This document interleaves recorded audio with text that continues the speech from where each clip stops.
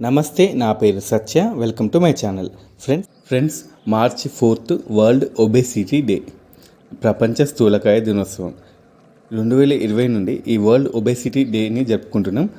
ఈ వీడియోలో ఒబేసిటీ అంటే ఏంటి, దానికి గల కారణాలు, దాన్ని ఎలా నివారించాలి అనే దాని గురించి తెలుసుకుందాం. So let's start the episode. Friends, obesity అంటే మనం ఉండాల్సిన బరువు కంటే అధికంగా బరువు ఉండి, అలాగే మన బాడీలో ఉండాల్సిన ఫ్యాట్ కంటెంట్ కంటే అధికంగా ఫ్యాట్ ఉండి, అది మిగతా బాడీ పార్ట్స్ పైన, వాటి ఫంక్షన్స్ మీద ఎఫెక్ట్ చూపించి మన హెల్త్ని డ్యామేజ్ చేస్తే దాన్ని ఒబేసిటీ అంటాం. ఫ్రెండ్స్, మనం అధికంగా బరువు ఉన్నామా లేకపోతే ఉండాల్సిన దానికంటే తక్కువ వెయిట్ ఉన్నామా అని తెలుసుకోవడానికి body mass index BMI scale అనేది యూజ్ అవుతుంది. దీంట్లో 18 నుంచి 35 వరకు రేంజ్ అనేది ఉంటుంది.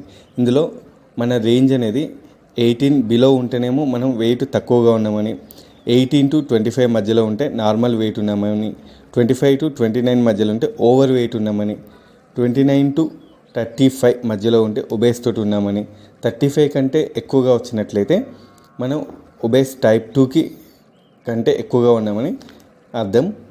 సరే, ఈ BMIని ఎలా కొలుసుకోవాలంటే మన weight in kg divided by height in metres చేస్తే ఒక నెంబర్ అనేది వస్తుంది. దాన్ని ఈ BMIలో ఉన్న రేంజ్ తోటి కంపేర్ చేసుకొని మనం ఓవర్ వెయిట్ ఉన్నామా అండర్ వెయిట్ ఉన్నామా అనేది తెలుసుకోవచ్చు. అసలు ఈ ఒబేసిటీ ఎందుకు వస్తుందో తెలుసుకుందాం. మనం ఏదైనా ఒక వర్క్ చేయాలంటే ఎనర్జీ అనేది అవసరం. ఈ ఎనర్జీని మనం క్యాలరీస్ రూపంలో మెజర్ చేస్తాం.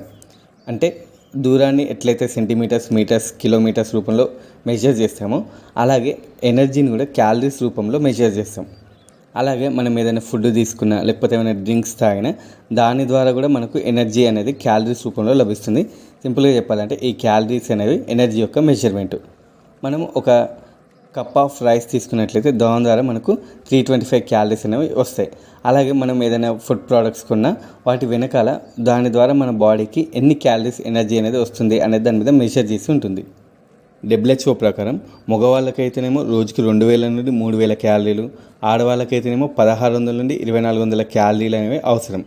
ఒక వ్యక్తి తన బాడీకి ఇవ్వాల్సిన క్యాలరీల కంటే ఎక్కువగా ఇచ్చినట్లయితే మన బాడీ ఏం చేస్తుందంటే ఆ రిమైనింగ్ క్యాలరీస్ని ఫ్యాట్ రూపంలో స్టోర్ చేసుకొని ఉంటుంది. ఈ ఫ్యాట్ అనేది మన స్కిన్ కింద, అలాగే లోపల బాడీ పార్ట్స్ చుట్టూ కూడా స్టోర్ అయి ఉంటుంది. ఒకవేళ మనం స్టోర్ అయ్యే ఫ్యాట్ 7800 లేకపోతే 8000 క్యాలరీస్ కంటే ఎక్కువైతే అది 1 kg బాడీ వెయిట్కి సమానం ఉంటుంది. ఇలా డైలీ స్టోర్ అయిన ఫ్యాట్ వల్ల మన బాడీ అనేది ఓవర్ వెయిట్ అయిపోయి ఒబేసిటీకి కారణమవుతుంది. ఇక ఈ ఒబేసిటీ అనేది ఎందుకు వస్తుందంటే, ఒకటి తీసుకోవాల్సిన దానికంటే ఎక్కువ క్యాలరీస్ ఫుడ్ తీసుకోవడం, కూల్ డ్రింక్స్, సాఫ్ట్ డ్రింక్స్ తాగడం, టైంకి తినకపోవడం, అధికంగా స్ట్రెస్ గురవ్వడం వల్ల మనం తెలియకుండానే ఫుడ్ ఎక్కువ తినేస్తూ ఉంటాం. అలాగే మొబైల్స్ చూస్తూ, టీవీ చూస్తూ మనం తినాల్సిన దానికంటే ఎక్కువగా తినడం, అలాగే స్ట్రీట్ ఫుడ్ తినడం, ఫ్రైడ్ చేసిన ఫుడ్ తినడం, పొటాటోస్, చిప్స్, షుగర్స్, కార్బోహైడ్రేట్స్ ఎక్కువగా ఉన్న ఫుడ్స్ తినడం వల్ల మన బాడీకి డైలీ కావాల్సిన రిక్వైర్మెంట్ కంటే ఎక్కువ క్యాలరీస్ మన బాడీలోకి ఎంటర్ అవ్వడం వల్ల అది మన బాడీని యూజ్ చేసుకోకపోవడం వల్ల అది ఫ్యాట్ రూపంలో స్టోర్ అయిపోయి ఒబేసిటీకి కారణమవుతుంది. ఫ్రెండ్స్, ఒక చిన్న విషయం, మీకు కనుక మా ఛానల్లోని కంటెంట్ నచ్చినట్లయితే మా ఛానల్ని సబ్స్క్రైబ్ చేసి ఈ వీడియోని లైక్ చేయండి. అలాగే మీ ఫ్రెండ్స్ అందరికీ షేర్ చేయండి. Thank you.